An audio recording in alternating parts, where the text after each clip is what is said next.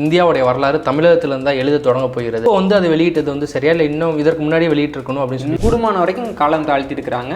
வேற வழியே இல்லாமல் இப்போ 10 மாதத்துக்கு மேலே எப்படி குழந்தைய சுமக்க முடியாதோ அந்த மாதிரி வேற வழி இல்லாமல் இந்த முடிவு வந்து வெளியிடப்பட்டது அப்படின்னு நான் பார்க்குறேன். தங்கம் தான் வந்து மிகப்பெரிய ஆபரணமாக தெரியும், தங்கம் தான் வேல்யூலான பொருள்னு சொல்லி இப்போ மதிப்பு இருக்குது. ஆனால் இரும்பு காலத்தை வந்து ஏன் வந்து இவ்வளோ கொண்டாட வேண்டியது இருக்குது? இரும்பு வந்து தங்கத்தை விட 6 மடங்கு அதிக விலை உயர்ந்த உலோகமாக இருந்திருக்கிறது. இரும்பு என்பது உச்சத்தில் இருந்தது. அப்படி உச்சத்தில் இருந்த உலோகம் தமிழ்நாட்டில் எல்லா வீடுகளிலும் இருந்தது. ஒரு மிகப்பெரிய தாழ்வு மனப்பான்மை தற்கொலைகளாக நம்ம இருந்திருக்கோம். அவங்க தான் சொல்றாங்களா அவர் வந்து தான் படிக்க வச்சாரு, அதுக்கு முன்னாடி வந்து இங்க அறிவியல் கண்டுபிடிப்புல கிடையாது. அவர் என்ன படிச்சிருக்காரு? திரும்ப வந்து திராவிட நாகரிகம் ஸ்டிக்கர் ஓட்டுறாங்க, இதை எப்படி பார்க்க? திராவிட நாகரிகம்னு சொல்லி தானே பொழைச்சிட்டு இருக்காங்க, திராவிடன்னு சொல்லி தான் ஏமாத்திக்கிட்டு இருக்காங்கன்றப்போ அவங்களால திடீர்னு அதை விட முடியல. தமிழர் இல்லாத ஒரு பையன் வந்துட்டு ஒரு செஸ் போட்டியில் ஜெயிச்சுட்டு வர்றப்போ உடனே 5 கோடி, உடனே விழா. இதே கேரம் போர்டுக்கு வந்துட்டு ஒரு தமிழ் பொண்ணு போயிட்டு வருதுன்னா அதுக்கு என்ன? இந்த நாகரிகம் இங்கே ஆரம்பிக்கலன்னு சொல்றாங்களே, அந்த கருத்தை எப்படி பார்க்குறேன்? இல்லாட்டி எங்கே ஆரம்பிச்சிருக்கோம்? அது நம்ம என்ன ஆரியர்கள் மாதிரி கைபர் கணவாய் வழியால் வந்தோமா, இல்லை திராவிடர்கள் மாதிரி ஒரு தமிழ்நாடு பிரச்சனையில் இருந்தப்போ பூந்து வந்தோமா? இப்பயும் பார்த்தீங்கன்னா தெலுங்கு எழுத்தாளர்கள்லாம் விஜயநகர பேரரசில் என்ன நடந்துன்னு எழுத மாட்டாங்க. ஆனால் விஜயநகர பேரரசில் நடந்ததை சோழர் அரசாங்கத்தில் நடந்த மாதிரியே எழுதுவாங்க. இப்போ சுபவீர பாண்டியன் வந்துட்டு நாயக்கர்களை பற்றி எழுதுறப்ப சொல்லுவாங்க, இந்த தப்பெல்லாம் இவர்கள் செய்தார்கள், ஆனால் இதற்கு இவர்களே நாம் குறை சொல்ல முடியாது, இதற்கு முன்பாக இருந்த சோழ அரசாங்கம் தான் காரணம். எவ்வளவு பெரிய வடை. தமிழ் ஆய்வாளர்கள் அதை என்ன செய்யறாங்கன்னா, வட இந்திய ஆய்வாளர்கள் அவங்களுக்கு வந்துட்டு அவங்க நேர்மையா இருக்காங்க. தென்னிந்திய ஆய்வாளர்கள் வந்துட்டு அவன் சொல்றது எதிரொலிக்கிறதுக்கு நீ எதுக்கு சம்பளம் வாங்குற, அவங்க என்னன்னா நம்ம வடக்கு விட கீழ் அப்படின்னு சொல்லணும்னு நினைக்கிறாங்க. இவங்க வந்துட்டு தமிழர்கள் வந்து திராவிடத்தை விட கீழ்னு சொல்லணும்னு நினைக்கிறாங்க. எவ்வளவு வந்து ஒரு மோசமான ஒரு மனநிலை வேணுமோ அதே மோசமான மனநிலை தொல்லியல் துறைகள் இருக்கக்கூடிய ஆய்வாளர்களிடம் இருக்கிறது. பாவப்பட்டு எப்படி இஸ்ரேலியர்களுக்கு வந்து பாலஸ்தீனர்கள் வந்து அடைக்கலம் கொடுத்தாங்களோ அந்த மாதிரி நாங்கள் அடைக்கலம் கொடுத்துருக்கோம். இந்த ஒப்பீடு சரியா? பாலஸ்தீன இஸ்ரேல் ஒப்பீடு உண்மை, 100% உண்மை. உண்மையில நம்ம அடைக்கலம் தான் கொடுத்தோம். 1956 வந்துட்டு சொல்றாரு ராமசாமி அவர்கள், நான் திராவிட நாடாக தமிழ்நாட்டை மட்டுமே பார்க்கிறேன் அப்படின்றாங்க. சிந்து சமவெளி எழுத்துக்களை வந்து யாராவது படிச்சு சொன்னீங்கன்னா நான் 1 மில்லியன் பணம் வந்து நான் கொடுக்குறேன், பரிசா வந்து கொடுக்குறேன்னு சொல்லியிருந்தாங்க. சிந்து சமவெளி எழுத்துக்களை படிக்கிறதுன்றது வந்துட்டு இதுவரைக்கும் நடக்காத ஒரு காரியம். 2018 வந்து தமிழ்நாட்டில் வந்துட்டு இரும்பு காலம் இருக்கும் அப்படின்னு சொல்லிட்டேன், பற்றி நூல் எழுதிட்டேன். இதை கண்டுபிடிச்ச எனக்கு என்ன கொடுத்துட்டான்? ₹1 கூட கொடுக்கல.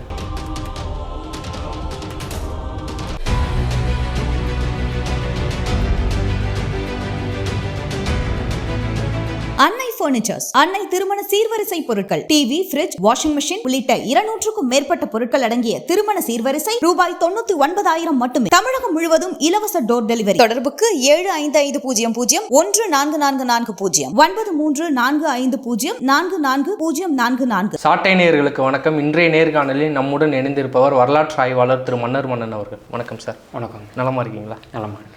தமிழ்நாடு முதல்வர் ஸ்டாலின் அவர்கள் வந்து அறிவிச்சிருந்தார், இந்தியாவுடைய வரலாறு தமிழகத்திலிருந்து தான் எழுத தொடங்க போகிறது. அதற்கு காரணம் வந்து இன்றைய தினம், அதாவது சில நாட்களுக்கு முன்னாடி வந்து இன்றைய தினம் நான் அறிவிப்பு தான் அப்படின்னு சொல்லியிருந்தேன். அந்த அறிவிப்பை எப்படி பார்க்குறீங்க? முக்கியமான அறிவிப்பு. ரொம்ப கொஞ்சம் காலதாமதமாக வந்திருந்தாலும் தமிழக வரலாறுலையும் இந்திய வரலாறுலையும் உலக வரலாறுலையும் இரும்பு காலம் வந்து முதலாக தொடங்கியது தமிழகத்தில் தான் என்பதும், இரும்பில் முதலாக வந்துட்டு ஒரு பயன்பாட்டு கொண்டு வந்தவங்க வந்துட்டு தமிழர்கள் தாங்கிறதும் வந்துட்டு மிக முக்கியமான ஒரு செய்தி.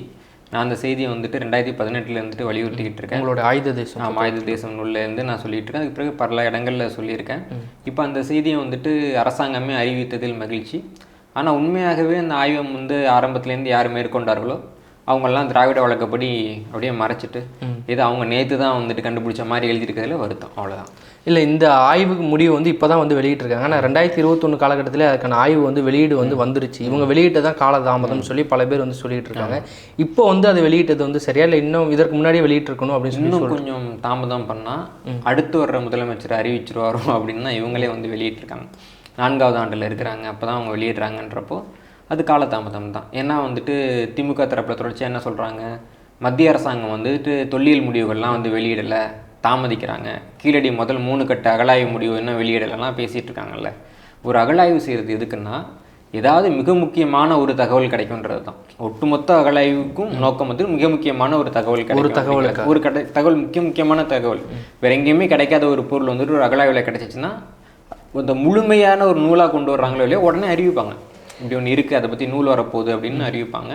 ஆனால் இந்த ஆய்வில் பார்த்தீங்கன்னா 2021 பிப்ரவரி 2 வந்துட்டு ஒரு சாம்பிள் அனுப்புகிறாங்க பீட்டா லேபுக்கு, அமெரிக்காவுக்கு. அது வந்துட்டு பிப்ரவரி 21 முடிவு வந்துட்டு.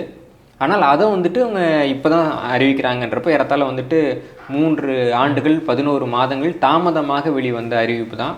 இதில் வந்து அரசாங்கம் பெருமைப்படுறதுக்கு எதுவும் இல்லைன்னு தான் நம்ம பார்க்கணும். கூடுமான வரைக்கும் காலம் தாழ்த்திட்டு இருக்கிறாங்க. வேறு வழியே இல்லாமல், இப்போ 10 மாதத்துக்கு மேலே எப்படி குழந்தைய சுமக்க முடியாதோ அந்த மாதிரி வேறு வழி இல்லாமல் இந்த முடிவு வந்து வெளியிடப்பட்டது அப்படின்னு நான் பார்க்குறேன்.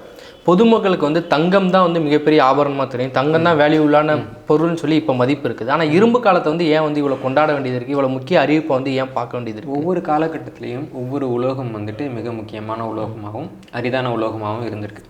நான் என்னோடய பணத்தின் பயணம் நூலில் அதை பற்றி விரிவாக எழுதியிருக்கேன். ஒரு 4 நூற்றாண்டு முன்னாடி பார்த்தீங்கன்னா ஐரோப்பாவில் வந்துட்டு திருமண மோதிரத்தை அலுமினியத்தில் போடுவாங்க. அரசரனுடைய அந்த சாப்பாட்டு மேஜையில் பார்த்தீங்கன்னா அலுமினிய பாத்திரம் தான் இருக்கும். இன்றைக்கி அலுமினியம் வந்து உலகத்தில் அதிகமாக கிடைக்கக்கூடிய 3 பொருள்களில் ஒன்று. அதுக்கு ஒன்றும் விலை கிடையாது, எல்லாருக்குமே அது தெரியும். ஆனால் 400 வருஷம் முன்னாடி பார்த்தீங்கன்னா பாக்சைட்லேருந்து அலுமினியத்தை பிரிச்சிருக்கிறது எப்படின்னு கண்டுபிடிக்கல. அப்போ அலுமினியம்ங்கிறது அதே பிரிஞ்சு வந்துச்சுன்னா தான் உண்டு. அப்போ உலகத்தினுடைய விலை உயர்ந்த உலோகங்களில் ஒன்றா அலுமினியம் இருந்தது. ஒரு 9300 கிலோ தங்கம் எடுக்கிறப்போ 93 கிலோ அலுமினியம் எடுத்தாங்கன்ற மாதிரியானலாம் குறிப்பெல்லாம் நமக்கு கிடைக்குது. அப்போது பின்னாடி வந்து இந்த முறை வந்த பின்னாடி தான் அலுமினியத்துடைய விலை குறைஞ்சி அலுமினியம் வந்து கீழே போகுது அப்படின்றத நம்ம பார்க்குறோம். அப்போது ஒரு உலோகத்தை பற்றி நமக்கு தெரியாத பொழுது, அதை பிரித்து எடுக்கிறது நமக்கு கடினமாக இருக்கின்ற பொழுது அந்த உலோகத்தினுடைய விலை வந்துட்டு அதிகமாக இருக்கும். இப்போ நம்ம பேசிகிட்டு இருக்க காலகட்டத்தில், அதாவது கிமு 300க்கு முன்னாடி பார்த்திங்கன்னா உலகளவில் தங்கத்தை விட எல்லா நேரங்கள்லையும் இரும்பு வந்து விலை உயர்ந்த உலோகமாக இருந்திருக்கு. அதுலேயும் கிமு 1000 அந்த மாதிரி காலகட்டத்தில் போயிட்டோம்னா இரும்பு வந்து தங்கத்தை விட 6 மடங்கு அதிக விலை உயர்ந்த உலோகமாக இருந்திருக்கிறது. அப்போ கிடைக்கக்கூடிய, அதாவது வெளிநாடுகளில் இருக்கக்கூடிய அந்த இரும்பு வாள்கள்லாம் கிடைக்குது இல்லைங்களா, அதெல்லாம் கைப்பிடியை தங்கத்தில் போட்டிருப்பாங்க. இரும்பு வாளுக்கு கைப்பிடி தங்கம். இப்போ நம்ம வந்து இரும்பு வாளுக்கு என்ன போடுறோம், மரத்தில் கைப்பிடி போடுறோம் இல்லைங்களா. ஏன்னா நமக்கு வந்துட்டு இரும்பு இன்றைக்கி அவ்வளோ பழக்கத்துக்கு வந்து ஒரு உலோகமாகிடுச்சு. அப்போ இரும்புக்கு கைப்பிடி போடுறதுக்கு பயன்படுத்தப்பட்ட ஒரு உலோகம் தான் தங்கம்னா தங்கத்தோட நிலைமை நீங்கள் யோசிச்சிங்க இல்லைங்களா. அன்றைய காலகட்டத்தில் அன்றைக்கு இருந்த பொருளாதார நிலைமையில் இரும்பு என்பது உச்சத்தில் இருந்தது. அப்படி உச்சத்தில் இருந்த உலோகம் தமிழ்நாட்டில் எல்லா வீடுகளிலும் இருந்தது. இதுதான் தமிழ்நாட்டில் அன்னைக்கு இருக்கக்கூடிய தமிழர்கள் வந்து அது சாதாரணமாக புழங்கியிருக்காங்க. அது இரும்பு சாதாரணமாக புழங்கியிருக்காங்க. நம்ம வந்து வீடுகளில் இருக்கக்கூடிய சாதாரண பொருட்கள், இப்போ வந்து உலக்கம் இருக்குது அப்படின்னா அதுக்கு கீழே பூன் போடுறதுல ஆரம்பித்து இரும்பு வந்துட்டு நம்ம வாழ்க்கையோடு இணைஞ்ச ஒரு பொருள். ஒரு மரம் ரொம்ப கருமையாக இருக்குன்னா இரும்பு மாதிரி கருமையாக இருக்குது அந்த புன்னை மரம் அப்படின்னு நம்ம இலக்கியத்தில் சொல்கிறோம். ஒரு பொருள் வந்து டக்குன்னு காணாமல் போச்சுன்னா உலையிலப்பட்ட தண்ணியை வந்துட்டு எப்படி புஸ்குன்னு ஆவியாக போயிடும்ல, அந்த மாதிரி அது காணாமல் போச்சு அப்படின்னு நம்ம ஓமையாக சொல்கிறோம். இப்போ சங்க இலக்கியங்களில் பார்த்தீங்கன்னா 20க்கும் மேற்பட்ட இடங்களில் வந்துட்டு இரும்பு பற்றின ஓமைகள் காணப்படுது. இப்போ ஓமைனா என்னென்னா, எனக்கு தெரிஞ்ச ஒரு செய்தியை நான் உங்களுக்கு சொல்கிறேன், உங்களுக்கு புரியலை, உங்களுக்கு புரிகிற மாதிரி நான் ஒரு விஷயம் சொல்கிறேன், அது எடுத்துக்காட்டோட சொல்கிறேன் இல்லைங்களா. அப்போ எடுத்துக்காட்டுன்றது உங்களுக்கு ரொம்ப தெரிஞ்ச விஷயத்தை தான் நான் எடுத்துக்காட்டாக பயன்படுத்த முடியும். இப்போ இந்தியாவில் வந்துட்டு ஃபுட்பாலில் வந்து எடுத்துக்காட்டாக பயன்படுத்த முடியுமா? முடியாது. ஏன் வந்து கிரிக்கெட் எடுத்துக்காட்டாக பயன்படுத்துகிறோம்? ஏன்னா அனைவருக்கும் தெரிஞ்ச ஒரு இல்லைங்களா. நம்ம சங்க இலக்கியத்தில் ஒரு 20க்கும் மேற்பட்ட இடங்களில் இரும்பு வந்துட்டு எடுத்துக்காட்டாக பயன்படுத்துகிறோம்னா இரும்பு மக்கள் வாழ்க்கையோடு எவ்வளவு கலந்துருக்குன்னு பாருங்கள். ஆனால் இதே காலகட்டத்தில் ஐரோப்பாவில் கூட இரும்பு வந்து சாமானிய மக்கள்கிட்ட கலக்கலை. அப்போது அங்கெல்லாம் வந்து இரும்புக்கும் மக்களுக்கும் ஒரு தூரம் இருக்கிறப்போ இங்கே வந்துட்டு இரும்பும் மனித வாழ்க்கையும் பின்னி பிணைந்ததாக இருந்தது. இன்னும் சொல்லணும் அப்படின்னா இரும்பினுடைய மிக முக்கியத்துவமான ஒரு விஷயம் என்னென்னா, இன்றைக்கி ஐவகை நிலம்னு நம்ம என்னென்னலாம் சொல்கிறோம், குறிஞ்சி, முல்லை, மருதம், நெய்தல், பாலைன்னு சொல்லிட்டு 5 நிலங்கள் இருக்குது சொல்கிறோம். இதில் வந்துட்டு காடும் காடு சார்ந்த நிலமுங்கிறது இயற்கையாக தோன்றும், மலையும் மலை சார்ந்த இடமும் இயற்கையாக தோன்றும், அதே மாதிரி கடலும் கடல் சார்ந்த நிலமும் இயற்கையாக தோன்றும். இந்த நிலம் வந்துட்டு பாழடைஞ்சு போகிறப்போ, ஒரு மலை நிலமோ அல்லது வந்துட்டு ஒரு காட்டு நிலமோ பாழடைஞ்சு போகிறப்போ அது பாலையாக மாறும் இல்லைங்களா. இதில் மருதம்னு ஒரு நிலம் இருக்குல்ல, அது எப்படி தோன்றும்? விவசாயம் சார்ந்த நிலம். விவசாயம் வந்து இயற்கையில் உண்டுங்களா? இல்லை, இயற்கையிலே கிடையாது, செயற்கையாக தான் விவசாயம் பண்ண முடியும் இல்லைங்களா. அப்போ ஒரு காலத்தில் வந்துட்டு பார்த்தீங்கன்னா காடு வெட்டி தான் கழனியாக மாற்றுவாங்க. காடை வெட்டாமல் நம்ம கழனி மாற்ற முடியாது. இப்போ ஒரு பெரிய காடு இருக்குது, அதை வந்துட்டு விவசாய நிலமாக மாற்றணுன்றப்போ நமக்கு நிறைய கருவிகள் தேவைப்படும். அப்போ இரும்பில் நம்ம முதல்ல கால் வைக்கிறோன்றது நமக்கு விவசாயத்தை வந்துட்டு பரவலாக்க பயன்படுத்தப்பட்டோம். இல்லை, இப்போ வந்து 3300 காலகட்டத்தில், கிமு 3300 காலகட்டத்தில் உள்ள இரும்பு வந்து கிடைச்சிருக்கு. அது வந்து துருப்பிடிக்காத இரும்புன்னு சொல்கிறாங்க. ஒரு துருப்பிடிக்காத இரும்புங்கிறது ஒரு அல்டிமேட் கோலாக இருக்கும். அப்போனா இரும்பு வந்து எந்த காலத்துலேருந்து தமிழகத்தில் வந்து பயன்பாட்டில் இருந்திருக்குங்க? இப்போ கிடைச்சிருக்கிறது தான் நமக்கு வந்து பழமையான ஆதாரம். இதுக்கு மேலே நம்ம ஆய்வு பண்ணணும். அப்போ துருப்பிடிக்காத இரும்புக்கே வந்து அப்போ வந்துட்டாங்கன்னா இரும்புனா எப்போ கண்டுபிடிச்சிருப்பாங்க, இரும்பை வந்துட்டு எப்போ வகை பிரிச்சிருப்பாங்க, இரும்பு மூலப்பொருட்களில் 4 வகை இருக்குது, அதை எப்போ பிரிச்சிருப்பாங்க, இரும்பில் வந்து கார்பன் இருக்குது, அதை எப்போ கண்டுபிடிச்சிருப்பாங்க, கார்பனை வந்துட்டு அவங்க நினச்ச இடத்துக்கு கொண்டு வர்றதுக்காக டீகார்பனைசேஷன் சொல்லுவாங்க, கரியம் நீக்கம் அப்படின்ட்டு கார்பனோட லெவலை குறைக்கிறது, அதுக்கு என்னைக்கு கண்டுபிடிச்சாங்க. அதே மாதிரி இரும்புக்கும் எக்குக்கும் நடுவில் வெப்ப வேறுபாடு உண்டு. இரும்பை விட அதிகமாக இருக்குன்னா எக்கு கிடைக்கும், அதை விட ரொம்ப ரொம்ப அதிகமாக இருக்குன்னா தான் இரிடியம் கிடைக்கும். நமக்கு கேரளாவில் ஒரு கோயிலில் இரிடியம் கலசமே இருந்தது. அப்போ அந்த வெப்ப வேறுபாட்டை எப்படி கண்டுபிடிச்சாங்கன்னா நம்ம பார்த்தோம்னா இந்த துருப்பிடிக்காத இரும்புக்கு முன்னாடி இன்னும் பல ஆயிரம் ஆண்டுகள் நம்ம போகணும், பயணப்பட்டு போக வேண்டியிருக்கு. ஆனால் முதல்ல நம்ம இரும்பு நாகரிகத்துக்கு வந்தோன்னு சொல்கிறதுக்கே நம்ம வந்துட்டு இவ்வளவு ஆண்டு காலம் எடுத்துக்கிட்டோம். இந்த கருத்தை முன் வச்சுறவங்கலாம் ஏதோ மூடநம்பிக்கையாளர்களை பார்க்குற மாதிரி பார்த்தோம்.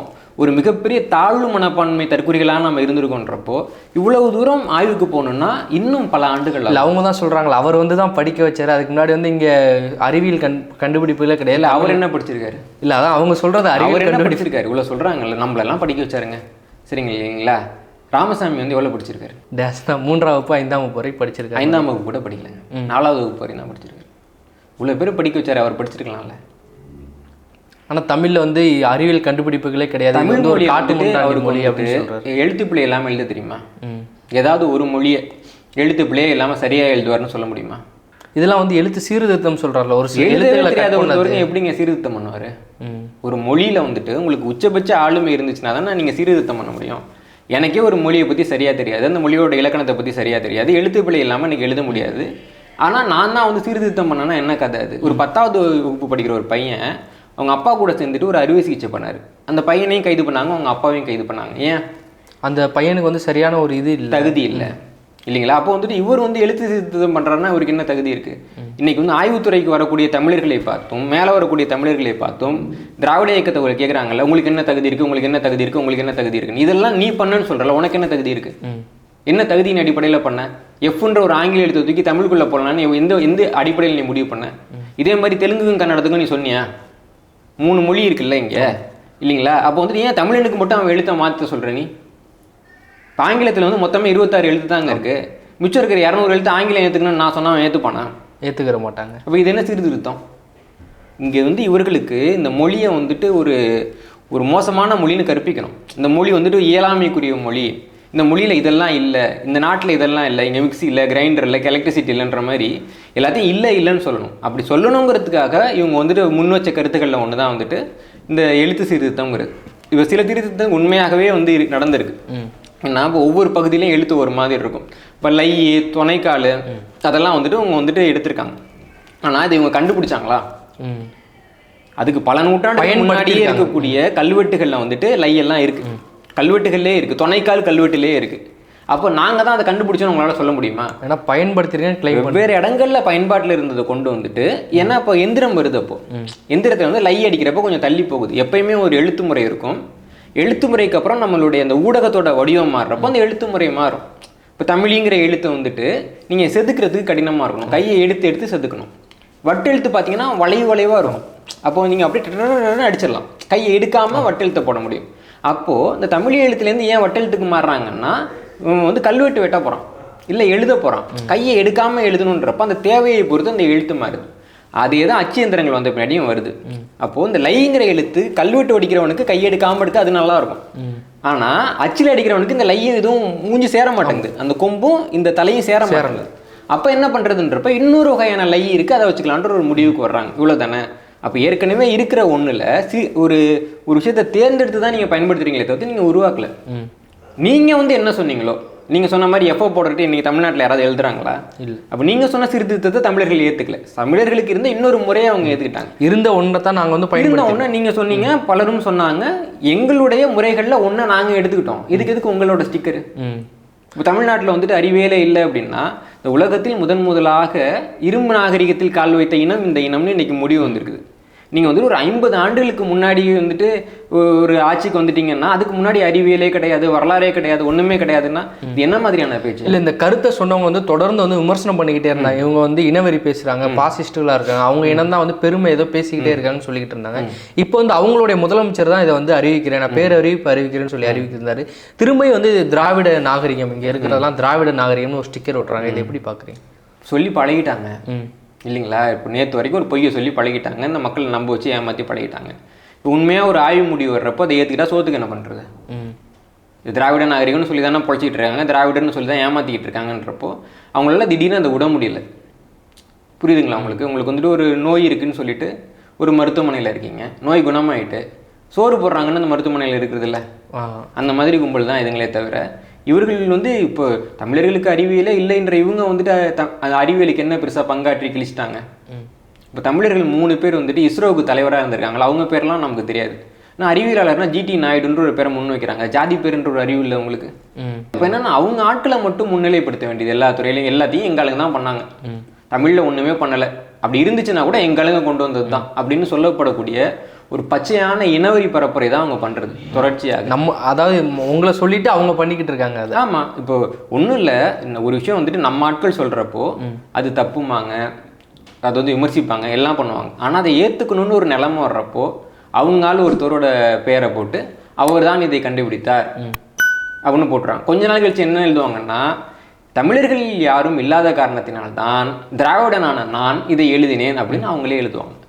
அவங்களுக்கான பிராண்டிங் அம்பாசிடர் அவங்களே உருவாக்கிப்பாங்க. நம்ம நல்லா புரிஞ்சுக்க வேண்டியது என்னன்னா, தமிழ்நாட்டில் இருக்கக்கூடிய தமிழர் அல்லாதவர்கள் தமிழர்களுக்கு வந்துட்டு ஓட்டு போடுறதோ, தமிழர்களை புகழ்கிறதோ, தமிழர்களை ஏற்றுக்கிறதோ கிடையாது.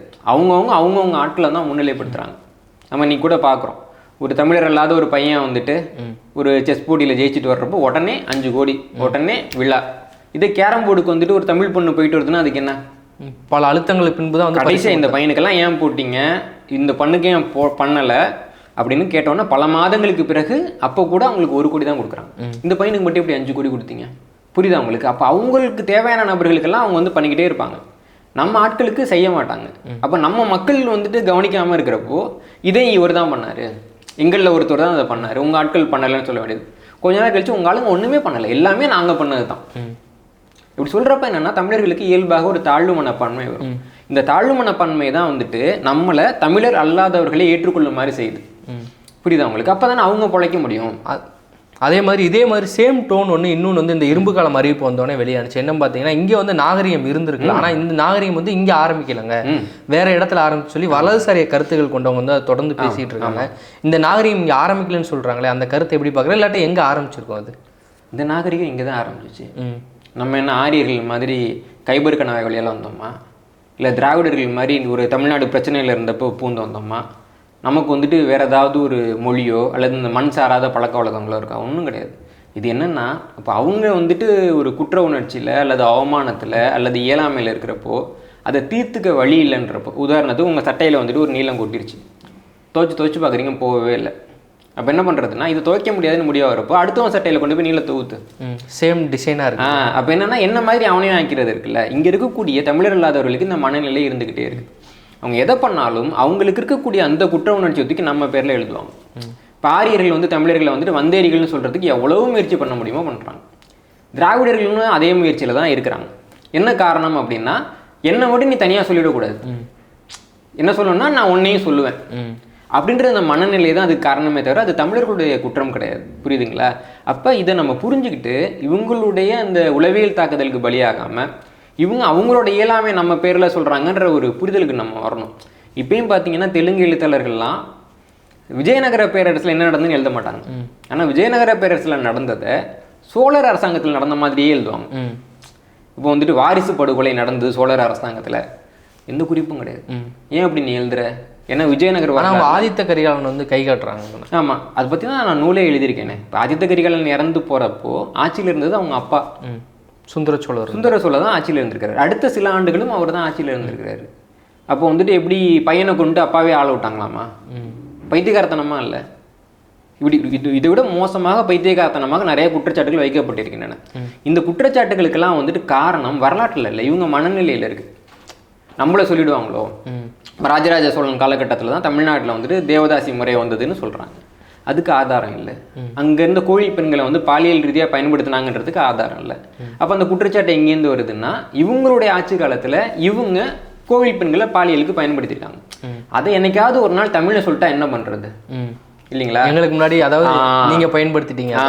அப்போ என்னன்னா, நீங்கள் தான் காரணம். நாயக்கர்கள் வந்துட்டு சோழர்களை தான் கற்றுக்கிட்டாங்க. தஞ்சாவூரில் சோழர்கள் ஆட்சி பண்ணி ஒரு நூற்றாண்டுக்கு மேலே அங்கே அரசாங்கமே நடக்காமல் இருந்து அப்புறம் தான் நாயக்கர் வர்றாங்க. சோழர்கிட்டேருந்து ஒரு முறை எப்படி நாயக்கருக்கு மாறிச்சுன்னு சொல்கிறேன். 2 பேருக்கு என்ன தொடர்பு? ஒரு நூற்றாண்டு வந்து நூற்றாண்டு இல்லை சோழர்கள், அதுக்கு பின்னாடி அடுத்த நூற்றாண்டு வர்றாங்க. எப்படி நீ வந்துட்டு இந்த இடத்துல சோழர்களை சொல்ல முடியும்? ஒரு அடிப்படையான ஒரு இது வருது இல்லை. இப்போ சுபவீர பாண்டியன் வந்துட்டு நாயக்கர்களை பற்றி எழுதுறப்ப சொல்லுவாங்க, இந்த தப்பெல்லாம் இவர்கள் செய்தார்கள், ஆனால் இதற்கு இவர்களே நாம் குறை சொல்ல முடியாது, இதற்கு முன்பாக இருந்த சோழ அரசாங்கம் தான் காரணம். எவ்வளோ பெரிய வடை. புரியுதா உங்களுக்கு? இந்த நாயக்கர்கள், ஆமாம், இந்த நாயக்கர்களை யார் அனுப்புகிறாங்க? விஜயநகர பேரரசு அனுப்புகிறாங்க. விஜயநகரில் இந்த முறையெல்லாம் இருக்கா? இருக்குது. அப்போது இவங்க ஆந்திராவில் இருந்து வந்தாங்க, ஆந்திராவில் இருந்த பழக்க வழக்கங்களை தமிழ்நாட்டில் மேற்கொண்டார்கள். இதுதானே இருக்க முடியும். அப்போது வெளியிலேருந்து உண்மையாகவே ஒரு அவமானம் அசிங்கம் உள்ளே வந்துச்சுன்னா அது உள்ளேயே காலங்காலமாக இருந்ததுன்னு எழுத வேண்டியது. மாற்றி எழுதிக்கிட்டே உள்ளேயே வந்து ஒரு பெருமை இருந்ததுன்னா அது வெளியிலேருந்து வந்தது. எங்களுக்கு தமிழ் ஆய்வாளர்கள் அதை என்ன செய்யறாங்கன்னா மறுத்து எதுவுமே மறுத்தல் தமிழ் ஆய்வாளர்கள் குறிப்பிட்ட காலமாக மறுக்கிறார்கள்.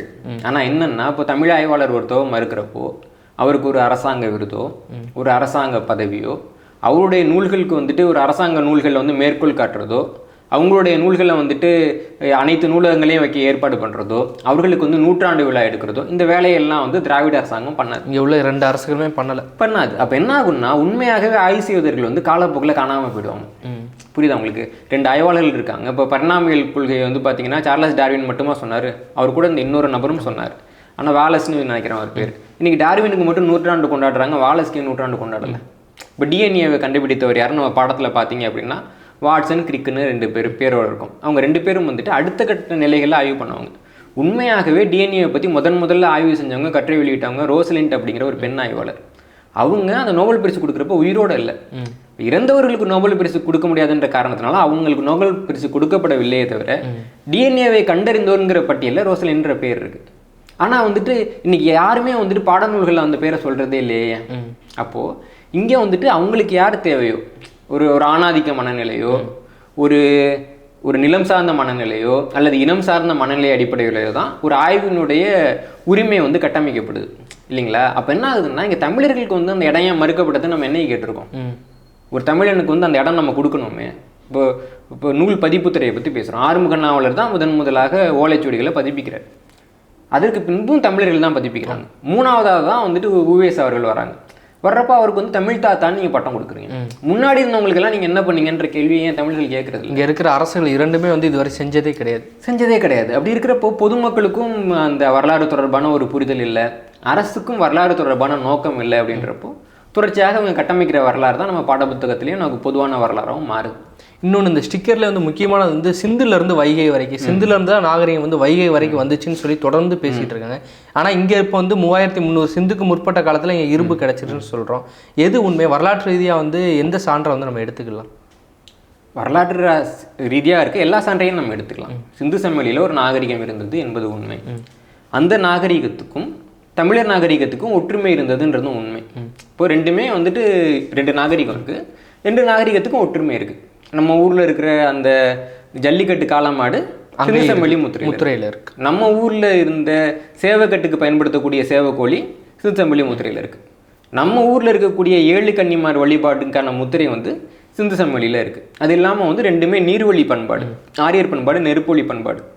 அது இல்லாமல் 2 மக்களுக்குமே அணைக்கட்டை பற்றி தெரிஞ்சிருக்கு. இப்படி ஒரு 12-13 ஒற்றுமைகளை நம்ம சொல்ல முடியும். இப்போ 2க்கும் ஒத்து போகுதுன்னா நீ தமிழ்நாட்டில் இருக்குன்னா நீ வந்து தமிழ் வழியில் ஆய்வு பண்ணுறன்னா நீ என்ன சொல்லணும்? தமிழ்நாட்டிலேருந்து அங்கே போனாங்கன்னு சொல்லணும். ஆனால் நீங்கள் என்ன சொல்கிறீங்க? அங்கேருந்து இங்கே வந்தாங்க. ஏன் அப்படி சொல்கிறீங்க? என்ன காரணம் தான் உங்கள்கிட்ட கேட்குறேன். அப்போ என்னென்னா இவங்களுக்கு எப்பயுமே இன்னைக்கு நேற்று கிடையாது. தமிழ்நாட்டில் எந்த ஆய்வு நடந்தாலும் அந்த ஆய்வை கொஞ்சம் தரம் இறக்கி சொல்கிறது அப்படின்றத தமிழர் அல்லாத ஆய்வாளர்கள் ஒரு வழியாகவே வச்சுருக்காங்க. இப்போ கற்கால கருவிகள் வந்து தமிழ்நாட்டிலையும் கிடைக்குது, வடநாட்டிலையும் கிடைக்குது. அப்போ நீங்கள் என்ன சொல்கிறீங்க? வடநாட்டில் கிடைச்ச கற்கால கருவிகள் தான் பழமையானது, தமிழ்நாட்டில் கிடைச்சது பழமை குறைவானதுன்ற. இப்போ சமீபத்தில் 2018 வந்து ஆய்வு முடிவில் என்ன வருது? தமிழ்நாட்டில் கிடைச்சது தான் 15,10,000 ஆண்டுகள் பழமையானது, வடக்கில் அவ்வளோ பழமை இல்லைன்னு வருது இல்லைங்களா? அப்போ கல் கிடைச்சப்ப நீ எதை வச்சு முடிவு பண்ண? ஆனால் இங்கே இருக்கிற ஆய்வாளர் சொல்கிறாங்க வட இந்திய ஆய்வாளர்கள் வந்து மேற்கோள் காட்டினதை வச்சு தான் நாங்கள் இங்கே வரலாறு ஏன் எழுதுறேன்னு கேட்குறேன். இப்போ வட இந்தியாவில் இருந்தது ஒரு தனி நாகரிகம், தென்னிந்தியாவில் இருக்கிறது ஒரு தனி நாகரிகம். வட இந்திய ஆய்வாளர்கள் அவங்களுக்கு வந்துட்டு அவங்க நேர்மையாக இருக்காங்க. அவன் வட இந்தியாவில் இருக்கிறான், ஒரு சான்று கிடைக்கிறப்ப என்னோட தான் பழமையானு சொல்லணும். தென்னிந்திய ஆய்வாளர்கள் வந்துட்டு அவன் சொல்கிறத எதிரொலிக்கிறதுக்கு நீ எதுக்கு சம்பளம் வாங்குற?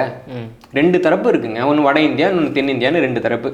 அவங்க வந்துட்டு ஒரு தொல்லியல் துறை வச்சுருக்காங்க, நீங்கள் ஒரு தொல்லியல் துறை வச்சுருக்கிறீங்க. அவங்க வந்துட்டு ஒரு கருத்து சொல்கிறப்போ நீங்கள் உங்கள் கருத்து தானே சொல்லணும். உங்கள் கருத்து சொல்லாமல் அவங்க கருத்தை அப்படியே எதிரொலிக்கிறதுக்கு உங்களுக்கு எதுக்கு ஒரு தொல்லியல் துறை?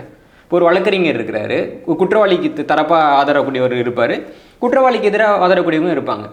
குற்றவாளி வந்து குற்றமே செய்திருந்தாலும் கூட குற்றவாளி தரப்பில் வாதாடுறவங்க என்ன பண்ணுவாங்கன்னா அவனுக்காக தான் வாதாடுவாங்க. அவனுக்கு தண்டனையை குறைக்கணும்பாங்க. அவன் தரப்பு நியாயத்தை சொல்கிறதுக்கு தானே எனக்கு வந்து வழக்கறிஞர் வேணும். வட இந்தியாவுக்கு வந்து 2 தொல்லியல் துறை இருக்குது இந்தியாவில். ஒன்று மத்திய தொல்லியல் துறை, இன்னொன்று தமிழக தொல்லியல் துறைன்னா தமிழர்களுக்கு எங்கே தொல்லியல் துறை இருக்குது? இது ஒரு தனிப்பட்ட சம்பவம் கிடையாது, புரியுது இல்லைங்களா? ஆரம்பத்தில் இருந்து அனைத்து கருதுகோள்களும் தமிழர்களுக்கு எதிராகத்தான் முன்வைக்கப்பட்டன. வட இந்தியாவில் பாறை ஓவியம் கிடைக்கிறப்போ தமிழக ஆய்வாளர்கள்லாம் தமிழ்நாட்டில் எங்கே பாறை ஓவியம்னு கேட்குறாங்க. தமிழ்நாட்டில் பாறை ஓவியமே இல்லை. வட இந்தியாவில் இருந்தால் மனுஷன் இங்கே வந்தான், அப்புறம் எப்படி உங்களுக்கு பாறை ஓவியம் இருக்கும்? நாங்கள் இப்போ 30க்கும் மேற்பட்ட இடங்களில் பாறை ஓவியம் கண்டுபிடிச்சிருக்காங்க. இப்போ கற்காலம்னு வந்துச்சுனாலும் தமிழ்நாட்டில் ஒன்றும் கிடையாது, பாறை ஓவியம்னு வச்சுனாலும் தமிழ்நாட்டில் ஒன்றும் கிடையாது.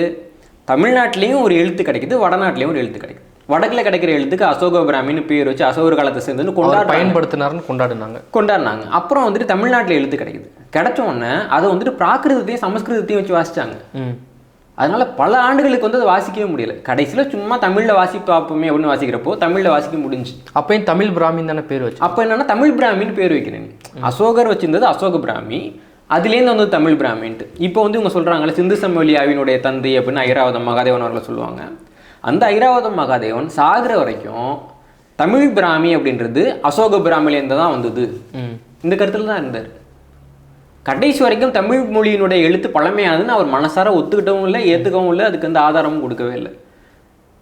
இதெல்லாம் வந்துட்டு என்ன மாதிரியான ஒரு மனநிலை?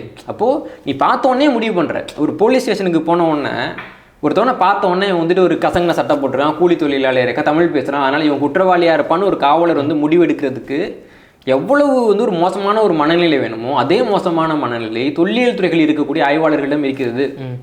ஒவ்வொரு கருதுகோள் வர்றப்பையும் கற்காலம்னு வந்துச்சுன்னா வடக்குல தான், ஆய்வுக்கு முன்னாடியே வடக்கு தான் பல ஆய்வு ஆரம்பிக்கிறதுக்கு முன்னாடி அங்கே கை. ஆமாம், ஆய்வு ஆரம்பிக்கிறப்ப எப்படின்னா நமக்கு எதிராக ஆரம்பிக்குது இந்த ஆய்வு. முதல் கருதுகோள் தமிழ்நாடு தொழில் துறை தான் பண்ணிட்டு இருக்காங்க தொடர்ந்து. தமிழ்நாடு தொல்லியல் துறை இதற்கு என்ன பதிலடி கொடுத்தாங்க?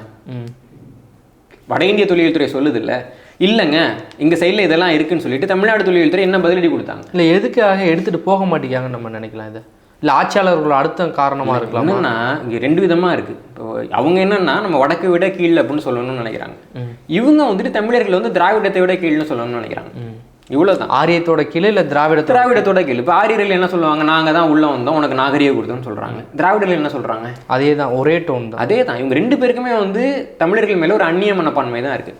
இப்போ என்னன்னா நீங்கள் வந்துட்டு ஒரு ஊருக்குள்ளே பொழைக்க வர்றப்போ அந்த ஊருக்காரனை விட அதிகமாக உங்களை வந்து அந்த ஊருக்காரனாக காட்டிக்கணும்னு நீங்கள் முயற்சி பண்ணுவீங்க. அவனை விட நீங்கள் வந்துட்டு அவன் போடுற சட்டையை அவனோட நல்லா போடணும், அவன் பேசுகிற மொழியை வந்து அவனோட நல்லா பேசணும், அவனுடைய பண்பாட்டை வந்து அவனோட சிறப்பாக பின்பற்றணும்னு நினைப்பீங்க. ஆனால் உங்கள் வீட்டில் நீங்களாக தான் இருப்பீங்க. ஒரு 100 ஆண்டில் நீங்கள் இந்த மக்கள் கூட கலந்த பின்னாடி ஒரு கட்டத்தில் நீங்கள் வந்து பொருளாதார ரீதியாக நல்ல இடத்துக்கு வர்றப்போ, சமூக ரீதியாக நல்ல இடத்துக்கு வர்றப்போ என்ன ஆகும்னா உங்களுடைய சொந்த கருத்தியலும் மனப்பான்மையும் வரும். அப்போ என்னென்னா கொஞ்சம் கொஞ்சமாக நீங்களாம் ஆனால் நான் வந்து கொஞ்சம் மேலே தெரியுமா அப்படின்னு நீங்கள் ஆரம்பிப்பீங்க. அதுக்கும் இந்த மக்கள் ஏமாந்தாங்கன்னு வச்சுக்கோங்களேன், நான் தான் மேலே நீ எல்லாம் கீழே அப்படின்னு சொல்ல ஆரம்பிப்பீங்க. அந்த நடைமுறை தான் இங்கே நடந்து. அதுதான் வந்துட்டு ஆரியர்களும் இங்கே செய்கிறாங்க, திராவிடர்களும் இங்கே செய்கிறாங்க. இப்போ உள்ளே வர்றப்போ நீங்கள் இப்போ திராவிட இயக்கத்தை சேர்ந்தவங்களாம் தமிழ்நாடு ரொம்ப வறட்சியாக இருக்குது, அதனால தான் இங்கே வந்துட்டு மற்ற மாநிலத்து மக்கள் வந்தாங்கன்னு சொல்ல முடியுமா? நான் வளமாக இருந்ததுனால தானே நீ உள்ளே வந்து, செழுமையாக இருந்ததுனால தான், உழைக்கிறதுக்கு தானே நீங்கள் உள்ளே வந்த, உன் ஊரில் போர் நடந்ததுனால அந்த இங்கே வாழ வழி இல்லாததுனால தானே நீ உள்ளே வந்த. இப்போது நிறைய பேர் அதை பற்றி எழுதியிருக்கிறாங்க. இப்போ உதாரணத்துக்கு கீரா அவர்கள் வந்துட்டு அவருடைய முன்னோரை பற்றிலாம் எழுதுகிறப்போ அவங்க எப்படி வந்து வந்தாங்க குடியேறினாங்கன்றதை பற்றிலாம் அவர் விரிவாக எழுதியிருக்கிறாரு. அப்போ நாங்கள் என்ன பண்ணியிருக்கோம்னா உங்களுக்கு அடைக்கலம் கொடுத்துருக்குறோம் இல்லைங்களா? பாவப்பட்டு எப்படி இஸ்ரேலியர்களுக்கு வந்து பாலஸ்தீனர்கள் வந்து அடைக்கலம் கொடுத்தாங்களோ அந்த மாதிரி நாங்கள் அடைக்கலம் கொடுத்துருக்கோம். நீங்கள் அடைக்கலமாக வர்றீங்க, வந்து என் மொழியை பேசுகிறீங்க, என் மொழியில் பேர் வச்சுக்கிறீங்க, என் பண்பாட்டை வந்து பின்பற்ற மாதிரி காட்டிக்கிறீங்க. அந்த ஒப்பீடு சரியா? பாலஸ்தீன இஸ்ரேல் ஒப்பீடு உண்மை, 100% உண்மை இல்லைங்களா? உண்மையில நம்ம அடைக்கலம் தான் கொடுத்தோம். அடைக்கலம் தான். அடைக்கலத்துக்கு பின்பு இப்போ நடக்கிற நடைமுறை தான் இங்கேயே நடந்துகிட்டு இருக்கு. இப்போ என்ன சொல்றாங்க? காசாவில் இருக்கக்கூடிய மக்கள் வெளியேறணும், இது வந்து இஸ்ரேலுக்கு சொந்தமானதுன்னு சொல்றாங்க. இப்போ அண்டை நாடுகள் என்ன சொல்லுது? இல்லை காசா வந்து பாலஸ்தீனத்துக்கு தான் சொந்தம் அப்படின்னு சொல்லுது. இவங்க என்ன சொல்றாங்க? தமிழ்நாட்டுக்குள்ள வந்து திராவிட நாடு, எதிர்காலத்தில் இதெல்லாம் நடக்கும். இது வந்து 1956 வந்துட்டு சொல்றாரு ராமசாமி அவர்கள். பேசுறப்ப என்ன சொல்றாரு அப்படின்னா, நான் வந்துட்டு திராவிட நாடுன்ற கொள்கையை வந்துட்டு கன்னடம் பேசக்கூடிய மக்கள், தெலுங்கு பேசக்கூடிய மக்கள், மலையாளம் பேசக்கூடிய மக்கள்கிட்டலாம் சொன்னேன். அவங்க ஏற்றுக்கல, அவங்கவுங்க மாநிலத்தை எடுத்துகிட்டு போயிட்டாங்க, அவங்கள நம்ம வந்துட்டு ஒன்றும் சொல்ல முடியாது. அதனால நான் திராவிட நாடாக தமிழ்நாட்டை மட்டுமே பார்க்கிறேன் அப்படின்றாங்க. என்னன்னா 4 பேர் இருக்கான், அதில் 3 பேர் பங்கு பிரிச்சுட்டு போயிடுறான். அவங்கவுங்க வீட்டை வாங்கிட்டு போயிடுறாங்க. இப்போ 4 தான் இருக்கான் பார்த்தீங்களா? இவன் வீட்டை மட்டும் நான் பொது விடுதியாக வச்சுக்கலான்னு இருக்கேன், வர்றவன் போகிறோம்னா தங்கிக்கலான்னு வச்சுக்கிட்டு இருக்கேன் அப்படின்னு அவர் சொல்கிறார். இதை நம்ம வேற எப்படி பார்க்க முடியும்? அவரோட பறந்துபட்ட பார்வையா? அவரோட பறந்துபட்ட பார்வைன்னா அவர் வீட்டை திறந்து விட சொல்லுங்க. பரந்துபட்ட மனப்பான்மையில தான் வந்துட்டு பட்டா இல்லாத நேரத்தில் வீடு கட்டினாரா அவரு? இல்லை தமிழரோட பரந்துபட்ட தந்தை மனப்பான்மையில தான் ஒரு சிறையில் இருக்கிறாரு. அங்கே பார்க்க வர்றவங்க கொடுத்த பிஸ்கட்டை கூட எடுத்துட்டு வரணும்னு அண்ணாதுரைகிட்ட சொல்றாரு. அண்ணாதுரை வந்துட்டு பரவாயில்ல, சிறையில் இருக்கிற மற்ற யாராவது பயன்படுத்திக்கிட்டோம், நமக்கு வெளில வந்தால் உணவுப் பொருள் கிடைக்கும், சிறையில் இருந்தவங்களுக்கு கிடைக்காதுன்னு சொல்லிட்டு கொடுக்குறாரு. அதை மறந்துட்டாரேன்னு அண்ணாதுரையை வந்துட்டு இவர் திட்டுறாரு. ஒரு பிஸ்கட் பாக்கெட்டில் பெருந்தன்மை இல்லாத பெரியார் அவர்கள். ஒரு நிலம் வந்து அரசாங்க நிலம், பட்டா இல்லாமல்.